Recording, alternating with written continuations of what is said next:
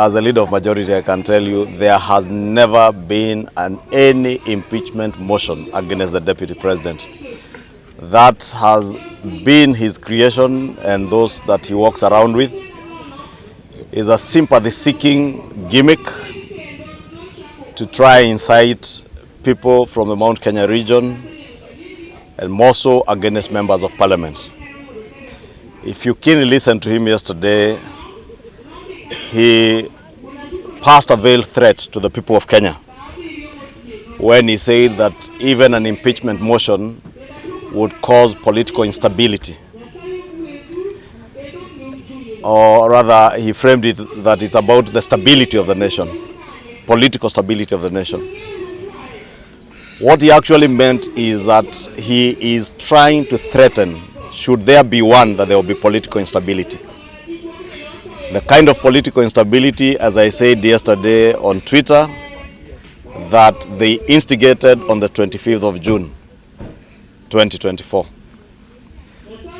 That is a threat, the veiled threat he intended to pass on to the people of Kenya, that he will cause political instability should there be an impeachment motion. But for the record, there has never been. I am yet to see one. I was last in Parliament on Tuesday, the whole day. There was no impeachment motion. No member of Parliament has ever proposed, even to collect signatures. So it's only the Deputy President who has been speaking about his own impeachment. Probably he's calling for it. I do not know. He might be calling for it.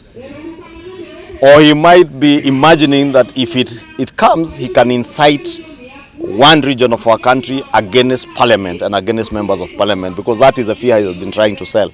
And that is why I said I have put my chest forward to defend the rights of all members of Parliament as their leader.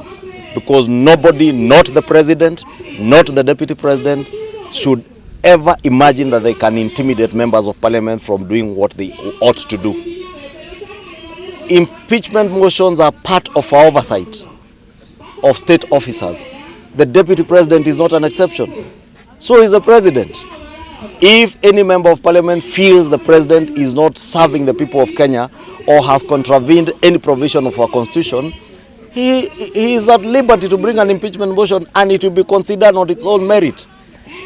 In the same purview, if any member of Parliament feels the Deputy President has not performed as he ought to have performed as a national leader, or has breached any provision of the Constitution, it is up to members of Parliament. Any member of Parliament who is at liberty to bring an impeachment motion is a constitutional provision that is in a constitution that you can impeach anybody from the President to cabinet secretaries and other public officers.